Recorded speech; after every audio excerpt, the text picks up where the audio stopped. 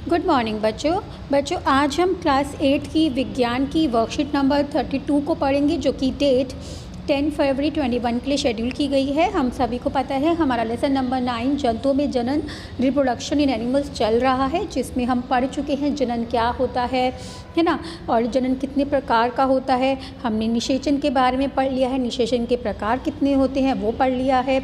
हमने पढ़ लिया है मादा जनन तंत्र क्या होता है, नर जनन तंत्र क्या होता है।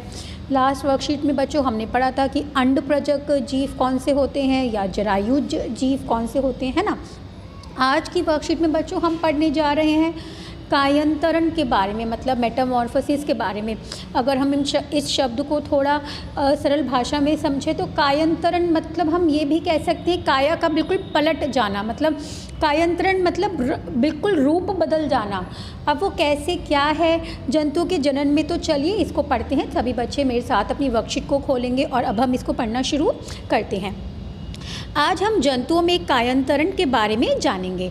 तो आज हम क्या पढ़ेंगे, कायांतरण मतलब रंग रूप बिल्कुल बदल जाना, काया का पलट हो जाना, काया ही पलट जाना। अब वो कैसे, कायांतरण मतलब मेटामॉर्फोसिस। हम सभी जानते हैं कि मानव, शेर, कुत्ते जैसे सभी जीवों की संतान जन्म के समय अपने माता पिता से मिलते हैं। अब बच्चों जो मानव के बच्चा होता है या जो शेर का बच्चा होता है, जो कुत्ते का बच्चा होता है, जो इन सब के जो बच्चे होते हैं, इनकी जो रूप होता है वो अपने माता पिता से मिलता है। अब वो कैसे मिलता है, हाँ ठीक है बच्चों, वो छोटे होते हैं, जो बच्चा होता है वो बहुत छोटा होता है, लेकिन उस बच्चे के भी 2 पैर होते हैं, 2 हाथ होते हैं, 2 आँखें होती हैं, एक नाक होती है, एक मुंह होता है, ऐसे ही होता है ना। तो मतलब उसका अपने माता पिता से रूप तो मिलता है, आकार बहुत छोटा होता है ना, उसमें भी वृद्धि नहीं हो रही होती है, लेकिन रूप तो मिलता है ना। तो वो यही कह रहे हैं। अब वो कह रहे हैं इसके अलावा बच्चों कुछ ऐसे बच्चे भी होते हैं, कुछ ऐसे शिशु भी होती है, संतानें होती हैं जिनकी बिल्कुल भी अपने माता पिता से मेल नहीं मिलती, मतलब वो बिल्कुल भी अपने माता पिता से नहीं मिलते हैं, मतलब उनकी शक्ल और जो उनका रूप होता है वो बिल्कुल भी मेल नहीं खाता है। तो अब वो कह रहे हैं क्या हम ऐसे कोई जीव जंतु को जानते हैं। तो अगर हम 7th का रिकॉल करें तो हमने रेशम कीट चक्र के बारे में पढ़ा था, है ना, हमने silk life cycle of silk moth पढ़ा था, है ना। तो अब ये क्या है, चलो इसको पढ़ते हैं, आगे क्या बताया हुआ है वर्कशीट में। लेकिन क्या आप जानते हैं कि कुछ ऐसे जीव भी हैं जिनकी संतान जन्म के समय अपने माता पिता से नहीं मिलते हैं। अब वो कह रहे हैं कुछ ऐसे भी जीव होते हैं जिनका जो रूप होता है, जो उनकी बनावट होती है वो अपने माता पिता से नहीं मिलती है। ठीक है, अब अगर शिशु देखें, मनुष्य के बच्चे को देखें तो वो मनुष्य का बच्चा देखते ही कहला देंगे कि मनुष्य का बच्चा है।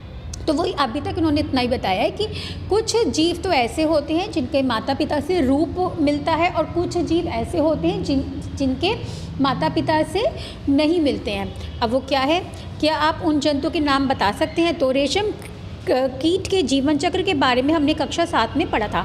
अब वो क्या पढ़ा थे पर देखते हैं बच्चों।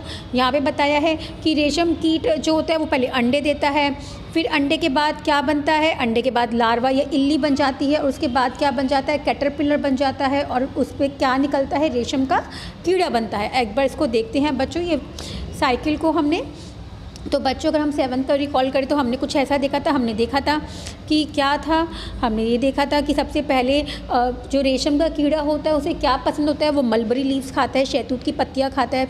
वो उस पर अंडे आ गए, कुछ टाइम के बाद जब उनमें वृद्धि होगी, ये तो हमें पता है ना कि एक इंसान ने, कोई भी जीव की वृद्धि होती है, वो पहले छोटे बच्चा होता है, फिर बड़ा होता है, फिर वो वृद्धावस्था में आते हैं। तो बच्चों ऐसे ही जीव जंतुओं में भी हर एक सृष्टि में जो भी जन्म लेता है उसके अंदर वृद्धि होती है, वो छोटे से बड़ा होता है। तो बच्चों ऐसे ही जब ये अंडे थोड़े बड़े हुए, इनमें से भ्रूण निकला तो क्या बना, लार्वा बना, इल्ली बनी। उसके बाद क्या हुआ, लार्वा इल्ली बनने के बाद बच्चों उसमें से बच्चों कोकून बन गया। क्या बन गया, इसका कोकून बन जाता है। कोकून में क्या होता है, जो ये सिल्क वॉर्म होता है, ये क्या करता है, जो रेशम का जो कीड़ा होता है ये क्या करता है, रेशम का कीड़ा सिल्क को बनाना शुरू करता है और एक कोकून का रूप ले लेता है, इस कोकून का रूप ले लेता है।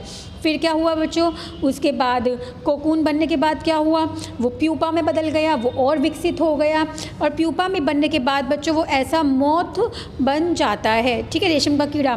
फिर ये अंडे देगी, फिर ये रेशम का कीड़ा बनेगा। तो बच्चों रेशम का कीड़ा जो ये सिल्क वॉर्म था, इससे सिल्क बनी, कोकून आया, अभी धीरे धीरे विकसित होकर मॉथ में बदल गया। अब क्या ये बिल्कुल जो इसमें बदलाव हो रहे हैं, तो क्या ये इसके जो पेरेंट्स होते हैं उससे बिल्कुल मेल खाते हैं? अगर मैं कहूँ कि रेशम के कीड़े को अगर मैं यहाँ पे मॉथ से कंपेयर करूँ, तो क्या ये जो रेशम का कीड़ा है वो अपने पेरेंट जैसा, मॉथ जैसा दिखाई देगा? नहीं, ये तो अलग से दिखाई देगा, ये अलग दिखाई देगा, तो ये होगा ना। तो बच्चों यही है फ़र्क कि कुछ जीव ऐसे होते हैं जब वो बड़े होते हैं, विकसित हो रहे होते हैं, तो अपने पेरेंट्स से वो मेल नहीं खाते, उनका कोई भी मेल नहीं होता रंग रूप आकार के अंदर। लेकिन जब वो बड़े हो जाते हैं तो वो बिल्कुल अपने माता पिता जैसे बन जाते हैं। तो इतना समझ में आया? तो चलो आगे पढ़ते हैं, वर्कशीट में आगे क्या बताया हुआ है। अब वर्कशीट में बताया हुआ है, हम देखते हैं कि रेशम के कीड़े का कैटरपिलर या प्यूपा वयस्क कीट से बहुत अलग दिखता है। अब हमने देखा है कि जो रेशम का कीड़ा होता है वो कैटरपिलर और इस सिल्क वॉर्म से और प्यूपा से बिल्कुल ही अलग है, आपस में कोई सिमिलरिटी तो नहीं है ना, देखने से लग ही नहीं रहा कि ये सिल्क वॉर्म है ना। तो वो यही कहते हैं कि जो ये बदलाव आते हैं जब एक जीव अपने माता पिता से बिल्कुल मेल नहीं खाता है, और जैसे जैसे वो बड़ा होता है, शिशु से बड़ा होता जाता है, तो क्या होता है, वो चेंजेस जो होते हैं, जो उसके रूप में परिवर्तन आता है, उसी को क्या कहा जाता है, कायांतरण, मेटामॉर्फोसिस कहा जाता है। काया में पलट हो जाना, मतलब रंग रूप में बिल्कुल बदल जाना। तो आई होप आपको ये बच्चों समझ में आ रहा होगा। तो यहाँ वयस्क में पाए जाने वाले लक्षण नवजात में नहीं पाए जाते। अब वो कह रहे हैं यहाँ पे जो एक बिल्कुल वयस्क होता है उसमें जो लक्षण पाए जाते हैं वो एक बच्चे में, एक नवजात शिशु में नहीं पाए जाते हैं। तो ऐसे ही रेशम कीड़े के अलावा और कौन सा उदाहरण हो सकता है? तो बच्चों वो हो सकता है मेंढक, इस प्रकार के जंतु का एक अन्य उदाहरण है। वो कह रहे हैं मेंढक भी एक ऐसे ही जंतु का उदाहरण है। अगर हम मेंढक को उसकी स्टार्टिंग की अवस्था में देखें, जब उसको अंडे से बाहर निकलते हुए देखें और उसको अलग अलग अवस्था में देखेंगे, तो हम उसको देख के नहीं कह सकते कि वो मेंढक है।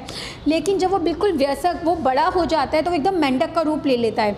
तो जो इसमें बदलाव आते हैं बचपन से और उसके वयस्क बड़े होने तक, जो ये बदलाव आते हैं उसको, जो उसकी काया में बदलाव आता है, रंग रूप में जो बदलाव आता है, उसको क्या कहते हैं? कायांतरण कहते हैं। तो इसको देखते हैं बच्चों। तो बच्चों यहाँ पे हमें मेंढक के जीवन चक्र दिखाया हुआ है, ये आपको दिखाई दे रहा है बच्चों। ये वाला ये आपकी बुक का है, मैं आपको दिखा देती हूँ। ये आपका बुक का चित्र नंबर, लेसन नंबर 9 का 9.10 चित्र है। ये बच्चों आपको ड्रॉ भी करना है, ये आपको दिखाई दे रहा है ये वाला। अब इसमें क्या है बच्चों, जो मेंढक है उसके अंडे हैं, ये बिल्कुल अंडे हैं। अब जब इसमें से अंडे में से भ्रूण विकसित होके जब वो टेडपोल बना, तो जो बच्चों बिल्कुल आरंभ में, जो बिल्कुल स्टार्टिंग की फेज़ का आरंभिक टेडपोल था, वो देखने में ऐसा लग रहा है। अब ये देखने में कैसा लग रहा है? जैसे मछली जैसा। अगर मैं इसको और अच्छे से दिखाऊं तो आपको ये दिखाई दे रहा है। यहाँ पे बच्चों ये जो ये मेंढक था, इसने अंडे दिए, यहाँ पे इसके अंडे हैं, ठीक है। जब ये अंडे विकसित हुए तो इसमें से आरंभिक टेडपोल बना, ये दिखाई दे रहा है आरंभिक टेडपोल, बिल्कुल मछली जैसा लग रहा है। क्या ये आरंभिक जो टेडपोल था, जो स्टार्टिंग, जो मेंढक की जो बिल्कुल स्टार्टिंग अवस्था थी उसके बड़े होने की, क्या वो मेंढक से मेल खा रही है? क्या यहाँ पे जो ये टेडपोल है ये मेंढक जैसा दिखाई दे रहा है? नहीं, ये तो नहीं दिखाई दे रहा है ना। और लेकिन बच्चों क्या होगा, जब ये और बड़ा होता जाएगा, टेडपोल और बड़ा होता जाएगा, तो आपको ऐसा दिखाई देगा। यहाँ पे दिखाई दे रहा है जिसमें इसके हाथ विकसित होने शुरू हो जाएंगे, दिखाई दे रहे ना आरंभिक। लेकिन बच्चों ये जो बाद का टेडपोल है ये भी मेंढक जैसा नहीं दिखाई दे रहा। जब इसमें और वृद्धि होगी, धीरे धीरे और बढ़ेगा, तो ये इसके अंदर इसके और पैर हाथ बनने शुरू हो जाएंगे, और धीरे धीरे जब ये बिल्कुल बड़ा हो जाएगा तो ये कैसा दिखाई देगा? ये बिल्कुल मेंढक का रूप ले लेगा। तो बच्चों मेंढक के जीवन चक्र में जब इसके अंडे से लेके बड़े होने तक जो इसके चेंजेस आए, इसके बॉडी में जो बदलाव आए, इसी को कहते हैं कायांतरण, मेटामॉर्फोसिस।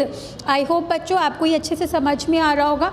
मतलब और सरल से सरल शब्दों में, जब रूप में परिवर्तन हो, मतलब जब वो बच्चा था उसके रूप बिल्कुल भी माता पिता से मेल नहीं खाता था, लेकिन जैसे जैसे उसमें वृद्धि हुई वो बड़ा होता गया, और जब वो बिल्कुल बड़ा हो गया तो वो उसका शरीर, उसका रंग रूप कैसे बन गया? बिल्कुल अपने माता पिता जैसा हो गया। तो बच्चों इसको ही कहते हैं कायांतरण। तो वो यही कह रहे हैं कि कुछ जीव तो ऐसे होते हैं जब वो पैदा होते हैं तो वो अपने माता पिता से मेल खाते हैं। मेल खाते हैं मतलब उनके भी 2 हाथ, 2 पैर, 2 आँखें, 2 कान, 1 नाक, ऐसे होता है। और जब वो बड़े बड़े होते जाते हैं तो उनके आकार में वृद्धि होती है। लेकिन कुछ जीव ऐसे होते हैं जो क्या होते हैं, जब वो बचपन में छोटे होते हैं उनका आकार रूप बिल्कुल भी अपने पेरेंट्स से मेल नहीं खाता है। लेकिन जैसे जैसे वो धीरे धीरे उनमें वृद्धि होती है, वो बड़े होते हैं और जब वो बिल्कुल वयस्क बन जाते हैं, बिल्कुल बड़े हो जाते हैं, तब जाके उनके अंदर जो रंग रूप आता है वो अपने पेरेंट्स जैसा आता है। तो बच्चों इसके हमने 2 उदाहरण पढ़े। एक हमने 7वीं में पढ़ा था रेशम का कीड़ा, तो यहाँ पे रेशम का कीड़ा देख सकते हैं ना। और दूसरा आज हमने कौन सा पढ़ा है, मेंढक। ठीक है, तो आई होप बच्चों ये आपको अच्छे से समझ में आ गया होगा। तो यहाँ पे ये दोनों चित्र बहुत अच्छे से दिखाए हुए, फ्लो चार्ट भी बहुत अच्छा दिखाया हुआ है कि सबसे पहले मेंढक के क्या थे, अंडे। अंडे से क्या बना, टेडपोल बना, लार्वा बना, और उसके बाद क्या बन गया, एक बड़ा बन गया, बड़ा मेंढक बन गया। ठीक है, पढ़ते हैं वर्कशीट में क्या बताया हुआ है। मेंढक के अंडे से लार्वा बनता है जिसे टेडपोल कहते हैं। अब वो कह रहे हैं जो ये मेंढक का जो ये अंडे थे ना, इससे क्या बनता है, लार्वा बनता है। ये थोड़ा विकसित हो जाता है। लार्वा मतलब क्या, सरल शब्दों में कि अंडा जो है वो विकसित हो गया, थोड़ा बड़ा हो गया, उसमें से भ्रूण विकसित होके बच्चा बाहर निकल आया। और जब वो मेंढक का अंडा विकसित हुआ, बड़ा हुआ, लार्वा बना, तो उसको क्या नाम दे दिया, टेडपोल नाम दे दिया। इतना समझ में आया। आगे क्या बताया हुआ है वर्कशीट में, फिर टेडपोल में मछलियों की तरह ही पूंछ और पंख होते हैं। अब उन्होंने क्या कह दिया कि जो ये टेडपोल बना था, आरंभिक टेडपोल, ये देखने से कैसा लग रहा है, ये बिल्कुल मछली जैसा लग रहा है ना। तो उन्होंने कह दिया कि इसकी पूंछ होती है और इसका क्या होता है, पंख होते हैं, और वह मछलियों की तरह पानी में तैरने में सक्षम होते हैं। अब वो कह रहे हैं कि जो आरंभिक टेडपोल होता है, जो बिल्कुल स्टार्टिंग का टेडपोल होता है, वो कैसा होता है, वह मछलियों की तरह ही पानी में आसानी से तैर सकते हैं। तो इतना समझ में आया कि जो मेंढक का अंडा जब विकसित हुआ लार्वा के अंदर, जिसको हमने टेडपोल कहा, तो हमने उस टेडपोल को मछली जैसा क्यों कहा। एक तो पहले उसका आकार भी कैसा लग रहा है, मछली जैसा, यहाँ पे आकार दिख रहा है ना, मछली जैसा। और दूसरा क्या, ये मछली की तरह ही पानी में आसानी से तैरने में भी सक्षम है। तो भाई ये तो मछली लग रहा है देखने में, लेकिन बच्चों ये देखने में मेंढक तो नहीं लग रहा ना। लेकिन फिर क्या हुआ, फिर एक वयस्क मेंढक की पूंछ और पंख गायब हो जाते हैं। अब वो कह रहे हैं जैसे ही मेंढक बड़ा हो जाता है तो उसकी पूंछ और पंख क्या हो जाते हैं, गायब हो जाते हैं। अब वह क्या लगता है, अब वह कूदने और तैरने में भी सक्षम हो जाते हैं। अब वो कह रहे हैं अब जैसे जैसे ये टेडपोल, आरंभिक टेडपोल, बाद का टेडपोल जो है ये बड़ा होता जाएगा, क्योंकि बच्चों हमें पता है कोई भी जीव जन्म लेता है तो वो तो वृद्धि करेगा। कोई भी जीव है, चाहे वो मनुष्य का बच्चा हो, चाहे वो कोई भी जानवर का बच्चा हो, वो बच्चे से बड़ा तो बनेगा ही ना, उसमें वृद्धि तो होगी। तो जब वो वृद्धि होगी धीरे धीरे, तो क्या होगा बच्चों, उसके अंदर जो आरंभिक टेडपोल था जिसमें उसकी पूँछ थी और पंख थे मछलियों की तरह, वो धीरे धीरे जब वो बड़ा होता जाएगा तो वो गायब हो जाएंगे और उसमें कूदने की भी सक्षम हो जाते हैं। तो अतः हम कह सकते हैं कि लार्वा का कुछ उग्र परिवर्तनों द्वारा वयस्क जंतु में बदलने की प्रक्रिया कायांतरण कहलाती है। अब वो यही कह रहे हैं कि जो ये लार्वा बना, इसके अंदर जो परिवर्तन हुए, धीरे धीरे जो इसके शरीर में वृद्धि हुई, जो उस वृद्धि की वजह से जो भी परिवर्तन, जो भी बदलाव आए, और जिसके बाद वो एक बिल्कुल बड़ा मैच्योर मेंढक बन गया। तो बच्चों वो बदलाव क्या कहलाए गए, वो बदलाव कहलाए गए कायांतरण कहलाए गए। तो आई होप आपको ये अच्छे से समझ में आ गया होगा कि कायांतरण हम यहाँ पे क्या कह रहे हैं। तो वो वृद्धि जो एक छोटे से जीव में, यहाँ पे टेडपोल जीव लिया है, तो छोटे से टेडपोल जीव में जब उसके बड़े होने तक, उसके मैच्योर होने तक जो उसके शरीर में रूप में जो परिवर्तन आए, उसको क्या कहा जा रहा है, कायांतरण कहा जा रहा है। और इसी को मैं सरल शब्दों में क्या कह रही हूँ कि काया का पलट हो रहा है। तो आई होप बच्चों आपको ये समझ में आ गया होगा। तो चलिए आगे देखते हैं वर्कशीट में आगे क्या बताया हुआ है। जैसे जैसे हम बड़े होते हैं हम अपने शरीर में किस प्रकार के परिवर्तन देखते हैं। अब बच्चों अगर हम अपना शरीर भी देखें तो हम जैसे जैसे बड़े होंगे तो क्या होंगे, जब हम छोटे होंगे तो हमारी हाइट बढ़ जाएगी, फिर एक समय के बाद जब हमारी हाइट बढ़नी रुक जाएगी तो हम देखेंगे हमारे शरीर में क्या परिवर्तन होंगे। हमारे शरीर में जैसे जैसे हम वृद्धावस्था की ओर जाएंगे तो हमारी स्किन ढलने लग जाएगी। हम यही तो परिवर्तन देखते हैं, लेकिन हमारे अंदर इतना परिवर्तन तो नहीं आता ना कि हम बचपन में तो भाई दूसरी शक्ल के थे और जब बड़े हुए तो एकदम हमारी शक्ल ही पलट गई, ऐसा तो नहीं होता ना। तो बच्चों अब वो यही कह रहे हैं, आगे क्या पढ़ते हैं वर्कशीट में क्या बताया हुआ है। क्या आपको लगता है कि हमारा भी कायांतरण होता है? निश्चित रूप से नहीं। अब वो यही कह रहे हैं कि हमारा कायांतरण नहीं होता है, हमारे में ऐसे बदलाव नहीं आते कि हम पहले तो बिल्कुल अलग हो और जब बड़े हो जाए तो हम अपने बचपन से बिल्कुल अलग हो जाए, ऐसा तो नहीं होता।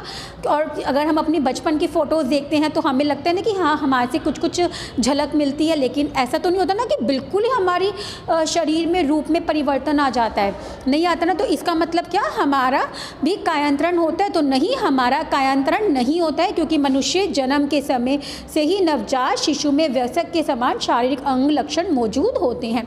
अब वो कह रहे हैं क्यों हमारा कायांतरण नहीं होता, क्योंकि मनुष्य के बच्चे में जब वो पैदा होता है तो पहले से ही जो सामान्य शारीरिक लक्षण होते हैं, जैसे 2 हाथ 2 पैर, आँख नाक कान मुँह, वो सब मौजूद होते हैं। तो इसलिए हमारे शरीर में कायांतरण नहीं होता है। तो आई होप बच्चों आपको ये बहुत अच्छे से समझ में आ गया होगा। कहीं भी कुछ ऐसा हो जो ना समझ में आया हो आप मुझे मैसेज करके पूछ सकते हैं।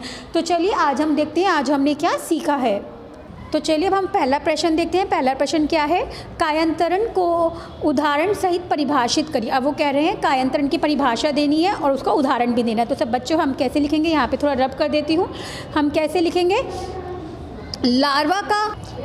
लार्वा का कुछ उग्र परिवर्तनों द्वारा वयस्क जंतु में बदलने की प्रक्रिया कायांतरण कहलाती है। अब वो कह रहे हैं लार्वा क्या मतलब, जब अंडे से जो लार्वा बनता है, जब उसमें बहुत सारे परिवर्तन आते हैं और जब उन परिवर्तनों से वो एक बड़ा मैच्योर जीव जंतु बदल जाता है, जीव जंतु में बदल जाता है वो लार्वा, और उसी बदलाव को उसी रूप के पलटने को क्या कहा जाता है, कायांतरण कहलाते हैं।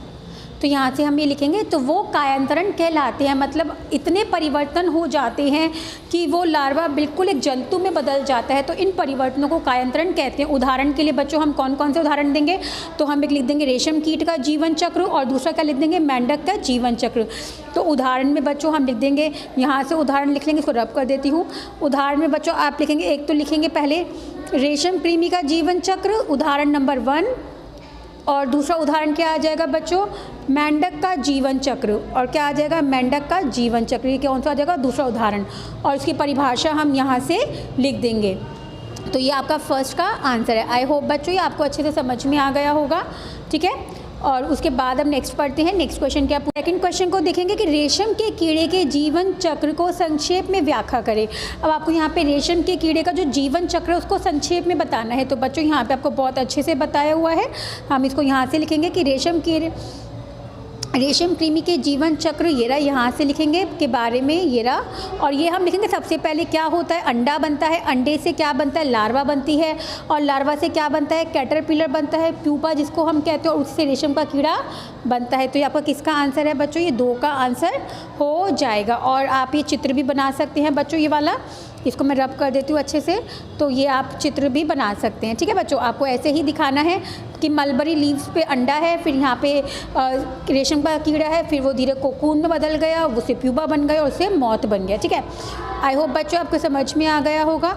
तो चलिए अब हम थर्ड क्वेश्चन को देखते हैं। थर्ड क्वेश्चन क्या है, मेंढक के जीवन चक्र को चित्र सहित समझाइए। अब बच्चों आपको मेंढक के जीवन चक्र को बनाना है। तो यहाँ पे आप अपनी बुक से ये वाला चित्र 9.10 को ड्रॉ कर देंगे, जो यहाँ पे चित्र दिखाया हुआ है, ये वाला, इस चित्र को बना देंगे बच्चों आप। ये वाला चित्र को मैं इसको रब कर देती हूँ, 9.10 को, ये पूरा जीवन चक्र बनाएंगे मेंढक का। ये आपका क्या हो जाएगा, आंसर 3rd हो जाएगा। और इसको एक्सप्लेन कैसे करेंगे, तो एक्सप्लेनेशन हम यहाँ पे बहुत अच्छी दी हुई है, इसको भी थोड़ा रब कर देती हूँ। एक्सप्लेनेशन में क्या है, हमें बताया हुआ है कि मेंढक के अंडे से, यहाँ से लिखेंगे हम थर्ड, कि क्या बनता है, मेंढक के अंडे से लार्वा बनता है जिसे टेडपोल कहते हैं। टेडपोल में मछलियों की तरह ही पूँछ और पंख होते हैं, वे मछलियों की तरह पानी में तैरने में सक्षम होते हैं। उसके बाद क्या है, एक वयस्क मेंढक की पूँछ और पंख गायब हो जाते हैं और अब वह कूदने और तैरने में सक्षम हो जाते हैं। अतः हम कह सकते हैं कि लार्वा का कुछ उग्र परिवर्तनों द्वारा वयस्क जंतु में बदलने की प्रक्रिया कायांतरण कहलाती है। तो बच्चों ये आपका किसका आंसर है, थर्ड का आंसर है। पहले आप उसको एक्सप्लेन करेंगे और वो चित्र 9.10 अपनी कॉपी में बना देंगे, ठीक है। अब लास्ट क्वेश्चन क्या है देखते हैं, क्या मनुष्यों में कायांतरण होता है, समझाइए। अब क्या हम मनुष्यों में कायांतरण होता है, तो नहीं, हम मनुष्यों में कायांतरण नहीं होता है। तो हम क्या लिखेंगे, निश्चित रूप से नहीं। क्यों नहीं, क्योंकि मनुष्यों में जन्म के समय से ही नवजात शिशु में वयस्क के समान शारीरिक अंग लक्षण मौजूद होते हैं। ये आपका फोर्थ का आंसर है। तो आई होप बच्चों आपको आज की वर्कशीट अच्छे से समझ में आ गई होगी। कुछ भी ऐसा हो जो ना समझ में आया हो, आप मुझे मैसेज करके पूछ सकते हैं। बाय बाय बच्चों, टेक केयर।